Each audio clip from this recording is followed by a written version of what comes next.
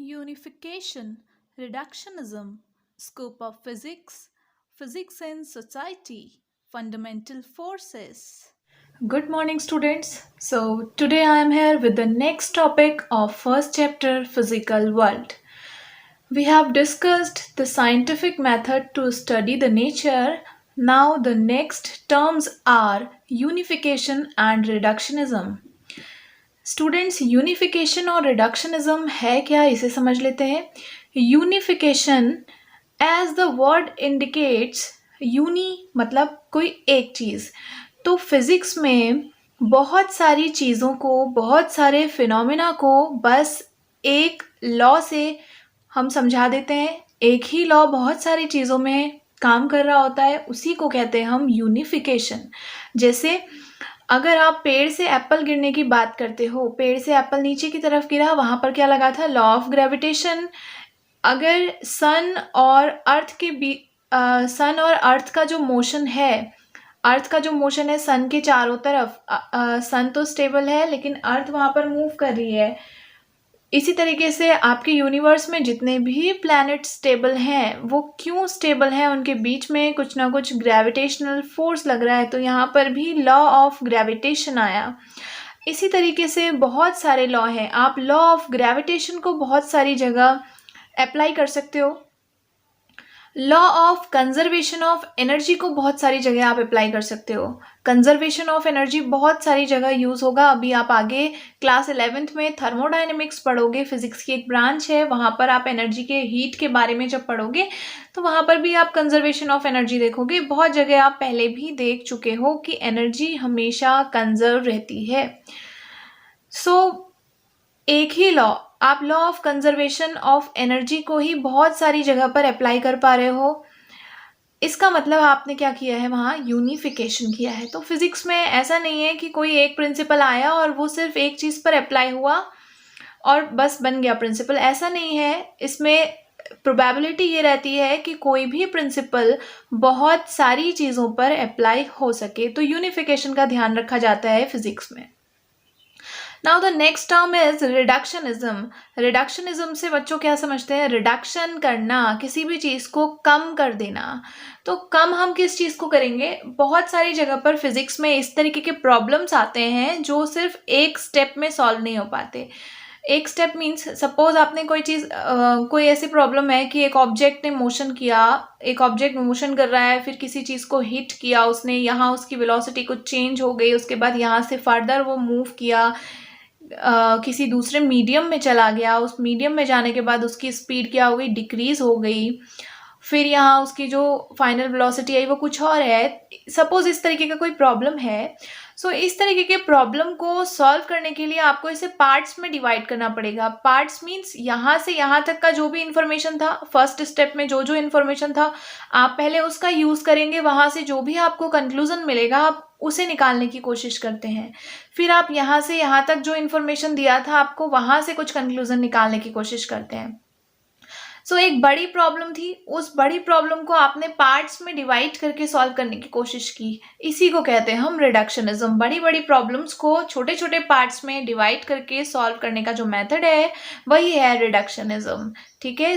Hair we have understood the two terms unification and reductionism. unification बहुत सारी phenomena पर सिर्फ एक लॉ अगर एप्लीकेबल है, मीन्स वो लॉ का आपने क्या किया, यूनिफिकेशन. रिडक्शनिज्म बहुत बड़ी प्रॉब्लम को छोटे छोटे पार्ट्स में डिवाइड करके सॉल्व कर रहे हैं, means reductionism.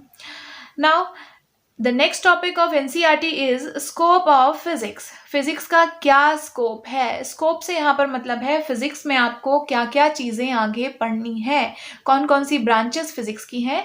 Mainly there are two branches, macroscopic and microscopic. ठीक है. मैक्रो मीन्स होता है बड़ा, माइक्रो मीन्स होता है छोटा. तो मैक्रो यहाँ पर बड़ी बड़ी चीज़ों के बारे में हमने पढ़ा, बड़े पार्टिकल्स, बहुत ज़्यादा डेप्थ में नहीं गए, बहुत छोटे पार्टिकल्स की बात आपने इस ब्रांच के अंदर नहीं की. ठीक है. जो ये मैक्रोस्कोपिक पार्ट है, पहले इसे देख लेते हैं. मैक्रोस्कोपिक पार्ट में क्या क्या चीज़ें हैं. मैक्रोस्कोपिक क्योंकि पहले करते थे हम, मतलब पहले से हम ये चीज़ें करते हुए आ रहे हैं. माइक्रोस्कोपिक वाली जो फिजिक्स है, माइक्रोस्कोपिक में छोटे पार्टिकल्स जैसे इलेक्ट्रॉन, प्रोटॉन, न्यूट्रॉन और भी ज़्यादा जो पार्टिकल्स हैं, अभी बेरियंस है, हेड्रॉन्स हैं, क्वार्क, एंटी क्वार्क, ये सारी चीज़ें हैं। तो ये जो पार्टिकल्स हैं इनकी स्टडी बाद में हुई, इसलिए इसे माइक्रोस्कोपिक या फिर मॉडर्न फिजिक्स भी कहते हैं, मॉडर्न फिजिक्स। ठीक है, मैक्रोस्कोपिक पहले से करते हुए आ रहे हैं हम बड़ी बड़ी चीज़ों पर स्टडी। बड़ी बड़ी चीज़ें मीन्स आप यूनिवर्स में जितने भी ये कह सकते हो सन है, अर्थ है, इन सब प्लैनेट्स के बारे में पहले से पढ़ते हुए आ रहे हैं हम, या जो जो भी बड़ी चीज़ें हमने देखी उसे हम पहले से पढ़ रहे हैं, बहुत पहले से, इसलिए इसे हम कहते हैं क्लासिकल फिजिक्स। ठीक है, अब मैक्रोस्कोपिक के अंदर कुछ ब्रांचेस हैं, वो ब्रांचेस आपको कैसे कैसे पढ़नी है यहाँ पर वो मैं आपको बताती हूँ। मैकेनिक्स आप पढ़ोगे इन क्लास 11th। मैकेनिक्स मतलब, ध्यान से सुन लीजिएगा स्टूडेंट्स, मैकेनिक्स में क्या क्या आएगा। मैकेनिक्स मतलब यहाँ पर बात हो रही है मोशन की। मोशन आप क्लास 9th में भी पढ़ के आए हैं, but here in class 11th you will discuss the different kind of motion. वहाँ आपने सिर्फ इसका एक छोटा सा इंट्रोडक्शन लिया था, स्ट्रेट लाइन मोशन पढ़ा था। यहाँ मैकेनिक्स में आप पढ़ोगे कार कैसे मोशन करती है, अगर कोई व्हील है, पहिया, वो कैसे मूव करता है, प्रोजेक्टाइल कैसे मूव करता है, अगर कोई प्रोजेक्टाइल फेंकोगे, रॉकेट कैसे मूव करता है, ये सारी चीज़ें हम इस मैकेनिक्स के अंदर पढ़ेंगे क्लास 11th में। उसके बाद आता है थर्मोडायनेमिक्स, एक ब्रांच है मैक्रोस्कोपिक लेवल की। थर्मोडायनेमिक्स में हम पढ़ते हैं हीट के बारे में, हीट से रिलेटेड जितनी भी चीज़ें हैं। सबसे पहले तो इसमें लॉज ऑफ थर्मोडायनेमिक्स आ जाता है। थर्मोडायनेमिक्स किन लॉ पर डिपेंड करती है, कौन से लॉज जो हैं वो थर्मोडायनेमिक्स के बेस हैं। ठीक है, उसके बाद थर्मोडायनेमिक्स में आप हीट के बारे में पढ़ते हो, तो उस हीट से रेफ्रिजरेटर कैसे काम करता है। ठीक है, कार्नोट इंजन पढ़ोगे आप, हीट इंजन पढ़ोगे आप, ये सारी चीज़ें आपने थर्मोडायनेमिक्स में पढ़नी है, क्लास 11th में ही पढ़ेंगे ये भी। उसके बाद आता है जो नेक्स्ट ब्रांच है मैक्रोस्कोपिक लेवल की, दैट इज इलेक्ट्रोमैग्नेटिज्म। ये ब्रांच आप क्लास 11th में नहीं पढ़ोगे, ये हम पढ़ेंगे क्लास 12th में। इलेक्ट्रोमैग्नेटिज्म के अंदर आपको चार्जेस के बारे में पढ़ना है, चार्ज का क्या क्या इफेक्ट है, चार्जेस के बीच में कौन कौन से फोर्स लगते हैं, चार्जेस का इलेक्ट्रिक फील्ड, पोटेंशियल, और भी बहुत सारी चीज़ें, मैग्नेटिक फील्ड कैसे जनरेट हो रहा है। उसके बाद आप पढ़ोगे ट्रांसफार्मर, बहुत सारी चीज़ें इलेक्ट्रोमैग्नेटिज्म के अंदर आएंगी, बहुत वास्ट है। इलेक्ट्रोमैग्नेटिज्म आप पढ़ोगे क्लास 12th में। उसके बाद लास्ट ब्रांच यहाँ पर आती है ऑप्टिक्स।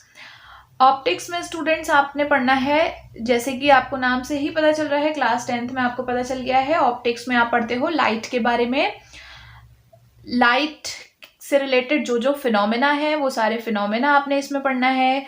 मिरर के बारे में पढ़ना है, लेंस के बारे में पढ़ना है, फिर उन मिरर लेंस की हेल्प से आप क्या क्या बना सकते हो, टेलीस्कोप, माइक्रोस्कोप, उन सब का प्रिंसिपल और उन सब के बारे में पढ़ना है आपने, ये भी पढ़ेंगे आप क्लास 12th में। ठीक है, उसके बाद आता है माइक्रोस्कोपिक लेवल, ये जिसे आप मॉडर्न फिजिक्स भी कहते हो। मॉडर्न फिजिक्स में आप पार्टिकल्स के बारे में पढ़ोगे, पार्टिकल्स की थ्योरी पढ़ोगे, इलेक्ट्रॉन, प्रोटॉन, न्यूट्रॉन की थ्योरी, न्यूक्लियस की थ्योरी पढ़ोगे, एक्स रेज के बारे में पढ़ोगे, एक्स रेज होती क्या हैं, सेमीकंडक्टर के बारे में पढ़ोगे। तो ये सारी चीज़ें आपने माइक्रोस्कोपिक फिजिक्स में पढ़नी है या मॉडर्न फिजिक्स में पढ़नी है। अब बच्चों आ जाते हैं नेक्स्ट टॉपिक पे। नेक्स्ट टॉपिक आपका एनसीईआरटी का कहता है how physics is related to society. Physics आपकी सोसाइटी से रिलेटेड कैसे है, सोसाइटी को इसका क्या फ़ायदा है फिजिक्स के होने से। सो स्टूडेंट्स, अगर फिजिक्स नहीं होती तो आपको क्या लगता है, आज जितनी भी टेक्नोलॉजी आपके सामने है, अभी आप लोग ऑनलाइन लेक्चर देख पा रहे हो, क्या ये ऑनलाइन लेक्चर देखना पॉसिबल था अगर फिजिक्स नहीं होती। सो फिजिक्स आप ये कह सकते हो टेक्नोलॉजी का बेस है। हमारी नीड के हिसाब से, सोसाइटी की नीड, यहाँ पर एक बहुत बड़ा टर्म है स्टूडेंट्स, सोसाइटी की नीड के हिसाब से फिजिक्स की एक नई ब्रांच हमेशा निकल के आती है। ठीक है, सपोज चलो हम इंजन को ही लेकर के देख लेते हैं। पहले स्टीम इंजन चलता था, आप सभी को मालूम है। स्टीम इंजन के बाद हीट इंजन आया, हीट इंजन के बाद अभी देखो आप रेफ्रिजरेटर तक पहुंच गए हो, एयर कंडीशनर तक पहुंच गए हो। तो ये सारी चीज़ें कैसे पॉसिबल हुई, पहले स्टीम इंजन था, स्टीम इंजन से अब हमें जब हीट इंजन की ज़रूरत होने लगी तो हमने देखा कि कुछ ना कुछ ये हीट इंजन किस ब्रांच से रिलेटेड है, थर्मोडायनेमिक्स से रिलेटेड है। हम हीट के बारे में थर्मोडायनेमिक्स में पढ़ते हैं, तो हीट के बारे में आगे जितनी भी रिसर्चेज हुई उसने एक नई ब्रांच थर्मोडायनेमिक्स को जन्म दे दिया, आप ऐसा कह सकते हो। तो सोसाइटी की नीड के हिसाब से फिजिक्स हमेशा एक नया टॉपिक लेके आपके सामने आ जाती है। जितनी भी नीड्स है सोसाइटी की उन सभी को पूरा करने की कोशिश करती है। तो आप ये कह सकते हो फिजिक्स और टेक्नोलॉजी, इन दोनों से हमारी सोसाइटी चल पा रही है, अभी रन कर रही है, या जो भी चीजें हैं, आप जितनी भी फिजिकल चीजें देख पा रहे हो वो सब फिजिक्स की ही देन है। आप कम्युनिकेशन देख रहे हो, इलेक्ट्रोमैग्नेटिक वेव की वजह से आप कम्युनिकेट कर पाते हो यहाँ से वहां, ठीक है। पढ़ोगे आप अभी आगे बहुत सारी चीजें पढ़ोगे, तो ये सारी चीजें फिजिक्स से ही रिलेटेड हैं। नेक्स्ट आ जाता है फिर अब फंडामेंटल फोर्सेस कौन कौन से हैं, ठीक है। वैसे तो आपने बहुत सारे फोर्सेस पढ़े हैं। अभी मैं अगर छोटी क्लासेस की बात करूं तो छोटी क्लासेस से आप बहुत तरीके के फोर्स पढ़ के आए हो, बैलेंस्ड फोर्स, अनबैलेंस्ड फोर्स। तो यहाँ पर आपने सिर्फ फंडामेंटल फोर्सेस पढ़ने हैं जो इस यूनिवर्स की, आप ये कह सकते हो यूनिवर्स में हर जगह पे मौजूद हैं कहीं ना कहीं, ठीक। तो फर्स्ट आता है ग्रेविटेशनल फोर्स। ग्रेविटेशनल फोर्स आप लोग पढ़ चुके हो, आपको मालूम है इस यूनिवर्स के कोई भी दो ऐसे पार्टिकल्स जिनका कुछ ना कुछ मास होना चाहिए, उन दो बॉडीज का कुछ ना कुछ मास है, उनके बीच में हमेशा एक अट्रैक्शन फोर्स वर्क करता है। That force is known as gravitational force and magnitude of that force can be determined by this formula G m1 m2 upon r square, where m1 and m2 are the masses of two bodies and r is the distance between these two bodies, ठीक है। ये formula आप पढ़ चुके हो, लेकिन यहाँ पर हमें देखना है कि अब ये फोर्स होता किस टाइप का है। ये लॉन्ग रेंज फोर्स होता है, कितनी भी दूरी पर रखा हो ऑब्जेक्ट ये फोर्स लगेगा ही लगेगा। डिस्टेंस बहुत ज़्यादा है अगर इन दोनों ऑब्जेक्ट्स के बीच की, तब भी ये फोर्स वर्क करेगा। हो सकता है इसका मैग्नीट्यूड कम हो जाए, लेकिन फोर्स एग्जिस्ट करता है। वीकेस्ट फोर्स, सबसे ज़्यादा वीक फोर्स है ये। चार फंडामेंटल फोर्सेस हैं, उन चारों फंडामेंटल फोर्सेस में से सबसे ज़्यादा वीक फोर्स है ग्रेविटेशनल फोर्स, ठीक है।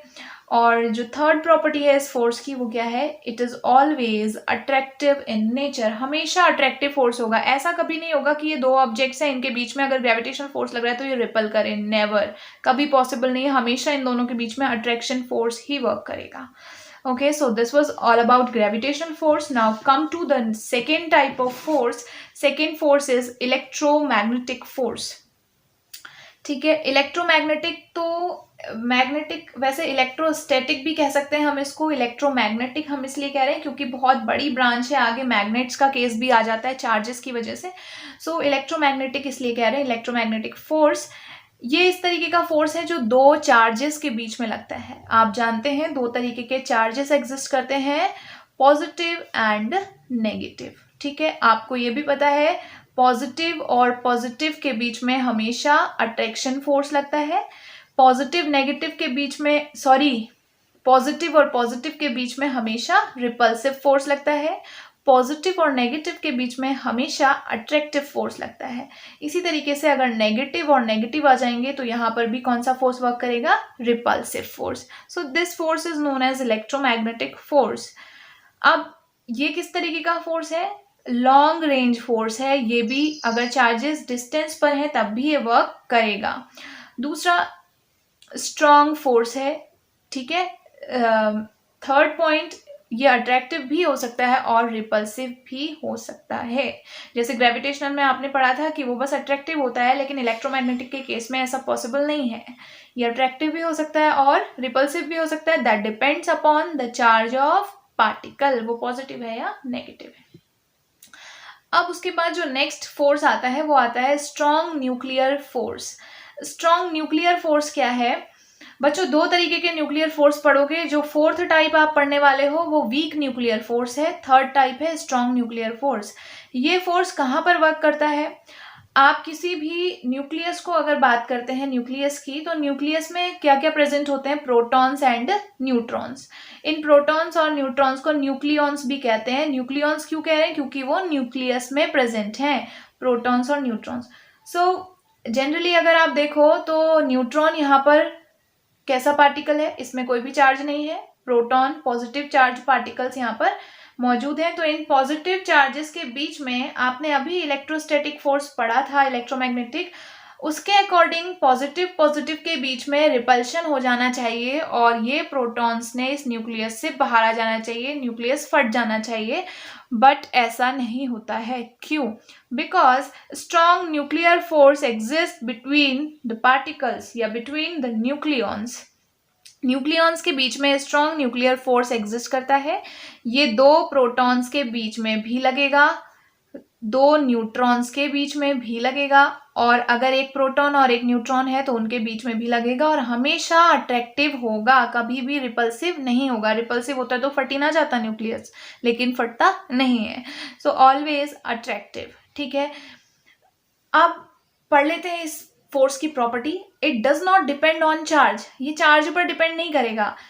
अगर प्रोटॉन और प्रोटॉन के बीच में लग रहा है तो ज़्यादा है, प्रोटॉन और न्यूट्रॉन के बीच में लग रहा है तो कम है, ऐसा नहीं होगा। इसके बीच में जितना लगेगा उतना इनके बीच में, उतना इनके बीच में लगेगा। यहाँ पर कोई भी डिफरेंस नहीं है, चार्ज पर डिपेंड नहीं करता है। दूसरा, strongest force in nature. Nature में चार जो फंडामेंटल फोर्सेस हैं उनमें से सबसे ज़्यादा स्ट्रॉन्ग फोर्स है ये। और जो लास्ट इसकी प्रॉपर्टी है दैट इज, ये फोर्स कैसा है? शॉर्ट रेंज्ड है। शॉर्ट रेंज मतलब 10⁻⁻15 मीटर न्यूक्लियस के साइज तक ही ये, आप ये कह सकते हो इसकी रेंज है, उससे बाहर ये वर्क नहीं करेगा। सो न्यूक्लियस के अंदर प्रोटॉन और प्रोटॉन है, यहाँ ये वर्क करेगा।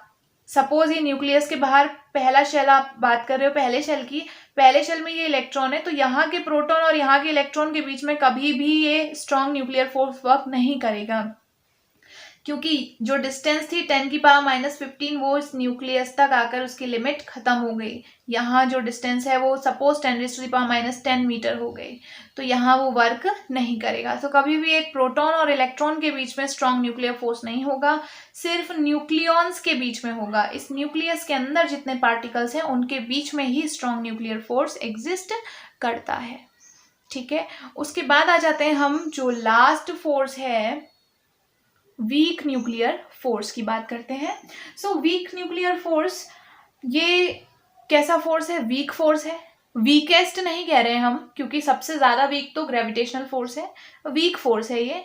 और कहाँ पर ये फोर्स देखने को मिलेगा? रेडियो एक्टिव एमिशन में। रेडियो एक्टिव एमिशन मतलब जब आप पढ़ोगे बीटा पार्टिकल का रिएक्शन, अल्फा पार्टिकल रिएक्शन, इस तरीके की रिएक्शंस आप पढ़ोगे, इनके बारे में ज़्यादा आपको अभी नहीं पढ़ना है, इसलिए वीक न्यूक्लियर फोर्स का ज़्यादा मैं आपको नहीं बताऊंगी। आपने इन तीन फोर्सेस के बारे में पढ़ना है, gravitational, electromagnetic and strong nuclear force. ये आप इसलिए अभी नहीं समझोगे क्योंकि ये जिन पार्टिकल्स के बीच में लगता है उन पार्टिकल्स से आप अभी फेमिलियर नहीं हो। Neutrino, anti neutrino, electron, anti electron भी आएगा, क्वार्क, बहुत सारे टाइप के पार्टिकल्स होते हैं, पार्टिकल का क्लासिफिकेशन, तो वो अभी आप नहीं समझोगे, इसलिए वीक न्यूक्लियर फोर्स आप नहीं समझ पाओगे। बस इतना ध्यान रखो, it is a weak force. ठीक है, और कब लगता है? रेडियो एक्टिव एमिशन में। अब इन चारों फोर्सेस को हम कंपेयर कर लेते हैं। कंपैरिजन आपकी एनसीईआरटी बुक में दिया हुआ है। कंपैरिजन मींस कौन सा फोर्स सबसे ज़्यादा स्ट्रॉन्ग है। सो स्ट्रॉन्गेस्ट फोर्स को मैंने सबसे ऊपर लिखा है। स्ट्रॉन्ग न्यूक्लियर फोर्स सबसे ज़्यादा स्ट्रॉन्ग, इलेक्ट्रोमैग्नेटिक उससे कम, वीक न्यूक्लियर फोर्स उससे कम, और सबसे कम जो स्ट्रॉन्ग है या सबसे वीक जो फोर्स है वो है ग्रेविटेशनल फोर्स।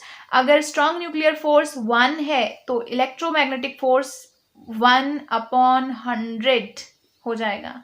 अगर वीक न्यूक्लियर फोर्स 1/, अब इसके आगे लगा लो 13 जीरो आ जाएंगे, इतना वीक होता है ये। और ये 10⁻⁻38 1/38 जीरोज है। सो देख लीजिए, सबसे ज़्यादा स्ट्रॉन्ग ये है, strong nuclear, then electromagnetic, then weak nuclear, उसके बाद gravitational force. Okay, so this was all about the first chapter. Now next chapter is unit and measurement, but I'll explain you mathematical tools first, because on the basis of mathematics we'll able to understand the physics. So the next topic will be mathematical tools.